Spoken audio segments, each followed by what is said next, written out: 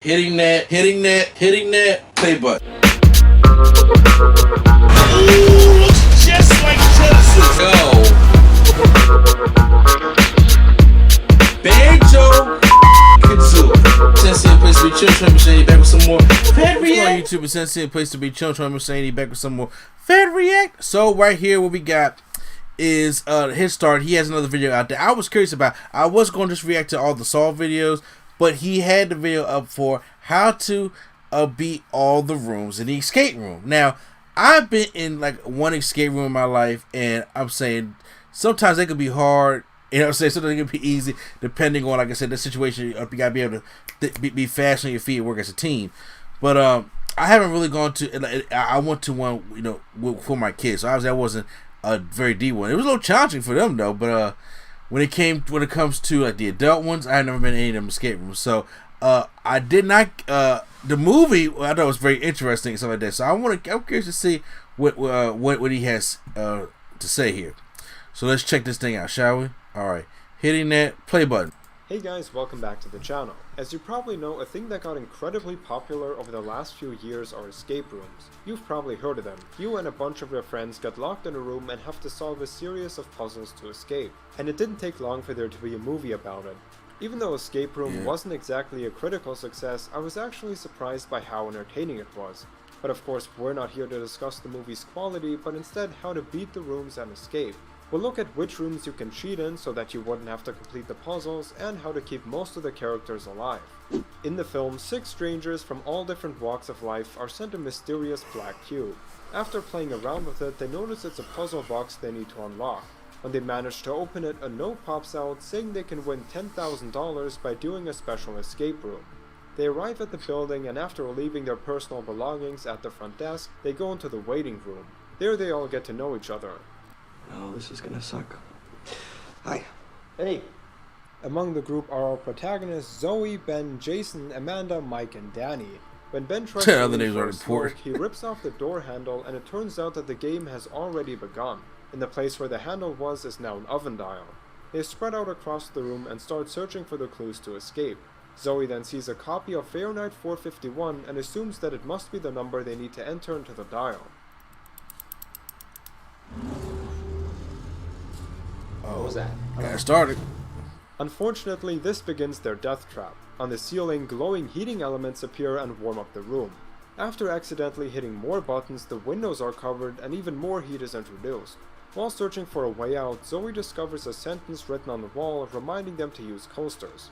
This leads them to the big table in the middle. They all push down on the coasters, which opens a small corridor behind a painting on the wall. And although the door is open, if they stop pushing down the coasters, it closes again. The problem is that as they start to leave the room, there won't be enough people there to push down all the coasters. This room is probably the easiest to escape because the puzzle isn't very complicated. In the movie, the guys fill up 7 glasses of water from a dispenser and set them on the coasters, and for the last cup, Ben uses his flask to fill it up. But they can also just put a few of the magazines on top of the cups. They can use the furniture or the flowers as well, really anything that has some weight to it. This would be much faster than filling up 8 cups from an almost empty dispenser. Some might argue that it would be considered cheating and that the people watching wouldn't allow them to continue. However, Ben uses his flask that he sneaked in to fill up the final cup, which was also not intended. So bending the rules is clearly allowed. Another solution is blocking the door to the duct so it stays open. They can do this by taking some of the smaller furniture or the chairs in the room and sticking them in the space. The duct is big enough that they could place something to hold it open and still crawl into it. But we learn a valuable tip here. Don't touch anything unless you are certain you know what you're doing. The last thing you should do is run into the room and start hitting buttons randomly, as it might activate the threat. There's also no set time limit, so there's no rush. After they climb into the air duct, the waiting room explodes. They crawl into the next room, which is a comfortable winter cottage. Some of the characters are really upset with what just happened and want to call the police. It turns out that Danny secretly sneaked in a phone to pass any downtime. Unfortunately, there's no signal. But there's something else they can do with the phone which will be important later. To leave the cottage, they need to unlock a door that is closed by a combination lock, and it requires a 7-letter password. However, they wouldn't really need to find the code. The easiest way out of the cottage is to break the windows and climb out. There's nothing indicating that they're unbreakable, and they're easily big enough to fit a person. so with a few safety precautions it should be doable.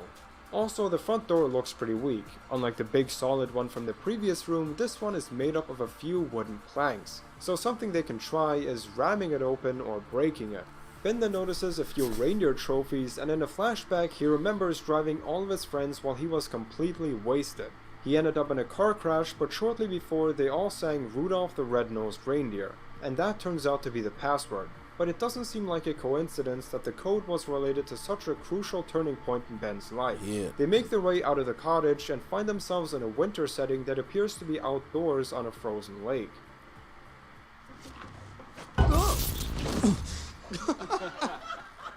When it gets even colder, the cabin locks its doors and they're trapped in this place, which is meant to look like it's outside, but it's really not. On the edge of the room, Jason finds a door which allows them to exit, but they need to find the key. Then the older guy Mike discovers a fishing rod which they can put in a hole in the ice. He lets down the line, and after a few seconds he pulls out this block of ice with the key to the next room in the middle. Since Ben carries a lighter on him, the other guys ask him for it to melt the ice quicker. He throws it across the ice and Danny goes to get it. As he picks it up, the ice beneath him cracks and he's thrust into the cold water. One of the girls tries to swim after him, but Jason tells her that there's a strong current in the water, so she can't save him. They try to get him out by hitting the ice, but it doesn't work, and shortly after he drowns. Here what the others can do is slam the big heavy ice block through the ice to create another hole where There's Danny rocks can back there exit. too. But first they should get off the ice to not risk falling in. The force of the block is more likely to work than stomping on the spot where Danny is. Even if you manage to somehow stomp through the ice, you'd kick Danny in the face and then you would also fall in, so that doesn't do anything, whereas the block with its metallic edges can really crack a new hole. Then they could get Danny out and fish out the block afterwards. They also shouldn't give up on him so quickly, because Danny can still be saved after he drowns. Even though he's shown to pass out, he's no longer moving, meaning that there's no current, so it's safe to jump in. If they continue searching for him and swim after him like the one girl wanted to, they can still get him out and perform CPR. There are plenty of instances of people being resuscitated even though they drown. Yep. But there's another solution. In the beginning, Jason mentioned that there's a current in the water, but I don't think that there really is one. This would make rescuing Danny a lot easier. First of all, the water where the hole is appears to be still. There's little to no movement and nothing you couldn't outswim. And it's not exactly clear where the current would be going since Danny floats all over the place, meaning that it would somehow flow in every direction simultaneously. And after he drowns, his body is entirely still. So without a current, what they can try as a team is that one person hangs into the hole, sort of as a beacon that Danny could swim towards. This is important because it's almost impossible to tell where the entry hole is when you're underneath the ice. It all looks the same. Meanwhile, the others would signal and lead him to where he needs to go. After Danny's death, the group turns their attention to getting the key out of the ice. Their solution is to surround it with as much body heat as possible. After putting their hands on it and Mike hugging it, they eventually manage to get the key out of the ice. Their approach of covering it with their hands isn't a bad idea. However, you shouldn't do it in the snow, but rather on the porch of the cottage. There it's not wet, there's no ice, and you'll get some heat radiating from the house, which would greatly speed up the process. Instead, what they do is sit on the ice covered in snow while their butt is getting wet, making them even colder. Once the ice block has become a little smaller, you can throw this small chunk of ice on the floor to crack it open. That way you wouldn't have to melt it entirely, and you would spend a lot less time in the cold. They use the key to unlock the door and make it into the next room. The door closes behind them and they find themselves in an upside down bar with a big pool table. The ceiling of the room is really the floor they are standing on. They see that to escape, they need to find the handle to the yellow exit door. However, every time the phone rings, a piece of the floor drops, revealing a deep pit, meaning that they need to make sure that they stay off the ground or they might fall in with the next ring.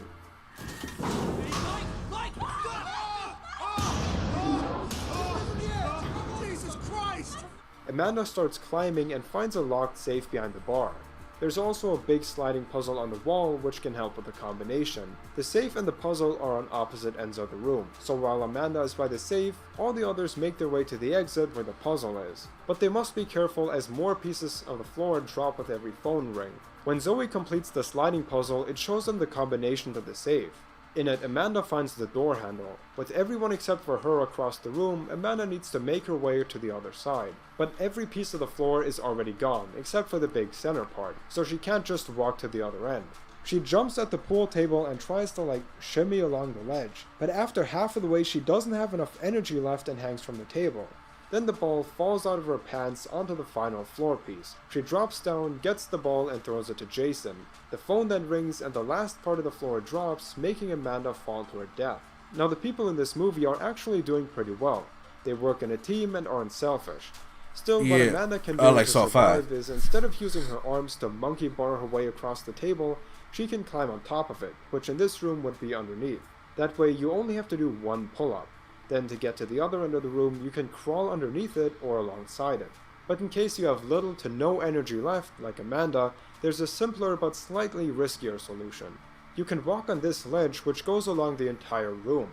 This is much easier and more secure than hanging from a table if you know you're not strong enough. The characters even used this as a safe technique multiple times before. So get the ball, climb down, and move along the ledge. Then you can join the others by the exit. When they're remaining for a leave, they find themselves in a hospital room. There the TV starts playing and shows them a fake advertisement for a surgeon. It tells them to test their limits along with a 5-minute timer. After assembling a few clues, the guys find an EKG machine which measures their heart rate. If the 5-minute timer is up, a toxic gas held by 6 containers will spread in the room and kill them. With the time pressure getting to him, Jason believes that they're supposed to show a really high heart rate on the EKG, which would unlock the next room. It's not working. Somebody else has to do it. Mike, we need a higher rate. You gotta go. Mike connects himself to the device and Jason uses a defibrillator to skyrocket his heart rate. He uses it over and over again, which ends up killing Mike. Even though he ended up having a crazy high heart rate, the door still doesn't open. The 5 minutes run out and the toxic gas spreads in the room. Then Jason conveniently figures out that they're actually supposed to get a lower heart rate. He connects himself to the EKG, does some meditation, and gets his heart rate as low as he can. At 70 beats per minute, the device reads "Congratulations," and the next room opens up. But Zoe doesn't want to go. Instead, she wants to stay in the toxic room and smash all the cameras. She believes that with no one being able to monitor them, they can get an upper hand over the people watching. So beating the hospital room is a little trickier. But it's shown that the tanks that release the gas are strapped to the wall. What they can do to slow down the gas is wrap the tanks with the hospital sheets, or just in general cover them so the gas doesn't spread as quickly. I think wrapping the tanks alone could save them, as knowing that they have a few extra minutes before they pass out would get them to think more clearly. Then Jason would probably be more careful before killing one of the people in their group. There are also numerous oxygen masks lying around which can buy them even more time. It's shown later on that Zoe used them to stop suffocating from the gas. They would have to put the tube in a place where the gas can go, and then they'd have an almost infinite amount of time to beat the puzzle. Ben and Jason then head into the next room and leave Zoe behind. She ends up smashing all the cameras and appears to suffocate from the gas. But as I already said, she ends up using the oxygen mask to survive. The two guys who left the hospital setting then find themselves in a black and white room. In the corner they see a hatch and twist the valve to open it. But unfortunately there's a toxic liquid on the handle. Both of them experience severe dizziness and nausea shortly after. On the inside it tells them that they need to find an antidote fast. The liquid appears to be some sort of hallucinogen that distorts their view and disorients them. After checking the walls, Ben finds the cure in a small drawer. He gets in a fight with Jason, and even though he's not as strong, Ben manages to overpower him and injects himself with the antidote. So this one you can't really beat because of the simplicity of the problem. There isn't any intricate task, but just both of you are poisoned, now fight for the antidote. So one of them won't make it. If all the people made it this far, only the ones who didn't touch the hatch and the one who got the antidote would get out. So at least one person won't leave. I tried looking up what it was they touched and how long it would take for them to die from it, but I couldn't find any drugs that would cause these symptoms by only touching it. But that's why Zoe's approach in the hospital room is the best one. Of course they can't really know that going in, but smashing the cameras and getting the oxygen masks would allow them to all live. That way they wouldn't suffocate from the gas, and as we see later, it will enable them to leave the game. After Ben injects himself with the antidote, he enters the final room. At the long end, Ben sees a puzzle and starts moving the numbers around. This activates a wall which starts closing in. Closing in wall. 4 spots. I need a 4-digit code. No. Ben tries to find the code to the puzzle, but the one he gets doesn't work. The wall comes in closer, leaving fewer and fewer space for him. He manages to survive here by taking a shield and jumping into the fireplace at the last moment. It's in a little space that the wall can't reach and goes by. Now, as we found out earlier, the first thing to do is not touch anything without knowing what you're doing. We saw this to a lesser degree in the previous rooms where not thinking through your ideas has fatal consequences. And here Ben doesn't even know what the puzzle is and he instantly starts entering numbers. So just waiting a little bit can go a long way. Also, if you look at how this wall moves, you can evade it by going into any of the bookshelves or small spaces that the wall can't reach, but you'd have to clear it out first. Those methods are a lot less risky than jumping into an open fire, even though it worked out for Ben. So if 5 of them made it this far, they could all have a safe place in the room. Meanwhile with Zoe, 2 men in hazmat suits enter through a secret door to clear the room. It turns out that she used the oxygen mask to survive and attacks the 2 guards. She surprises them, kills them both, and leaves. Ben then enters a big hall where he faces the Games Master. From the beginning of civilization, we've known there was something captivating about watching human beings fight for their lives. That's why we watch gladiator games. It's revealed that this organization is funded by powerful and ultra-rich people around the world who take pleasure in watching. The man tries to kill Ben since no one is supposed to come out alive to expose them, but lucky for him, Zoe enters to help. They both fight and kill the Games Master, after which they walk out alive. Since there appears to be only one Games Master, if they all managed to come this far, it would be pretty easy to beat him since it would be 5 against 1, and the cleanup guys would still be busy with the last room. Anyways, that night the police speak to Zoe and take her to the building so that she can show them what happened. But to her surprise, the house is completely abandoned. All of it's empty and there's no sign of any rooms. It's already been cleaned up. The police tell her that with no evidence they can't investigate anything. This is where Danny's phone could have been crucial. Throughout the day, Danny took some photos. If they managed to save Danny, they would still have the pictures that would prove their experience. Yeah. That way the police would have some proof of the rooms and their organization would be in trouble. They would either face an investigation or the group would share their experience with the evidence in the media. Anyways, a few months later, Zoe and Ben meet for coffee. Ben has since drastically improved his life, but Zoe can't let go of what happened. They decide to track down the organization to presumably end the escape rooms once and for all. That's the dangerous, fatal escape rooms, not the normal ones. Yes. In a short epilogue, we can see that the organization is already preparing for Zoe and Ben to come to them. They have designed a new room taking place on the airplane that Zoe and Ben will be taking. Now, I don't know about you guys, but I'm definitely gonna watch the sequel.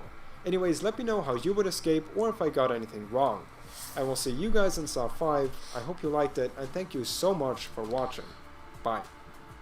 Now, see, that's it. I enjoyed that better because, like I said, because the escape room had the Saw elements into it and working together as a team type thing. Now, to me, the escape room was like Saw mixed with the Belko experiment. Now, I did see the Belko experiment, and I felt as though I was like, okay, there's things I liked about it, things I didn't like about the Belko experiment, but the thing was, like, so it looks like when they go back, this is like this going when it comes to the sequels, like, I hope those 2 characters find a way to make it out, opposed to just get other random characters we're stuck in this escape room. So the thing is, you know, I'm actually interested in seeing it. I thought the escape room did a little bit better than a lot of people gave it credit for, so I recommend you guys check it out. But post all your comments down below if you guys enjoyed my review. Hit my review. I ain't review nothing. I reacted. Okay, so if you like my reaction, hit the subscribe button for more fan reacts right here on NC Studios, and check out my man Hitstar, who always puts up these great videos. He's the one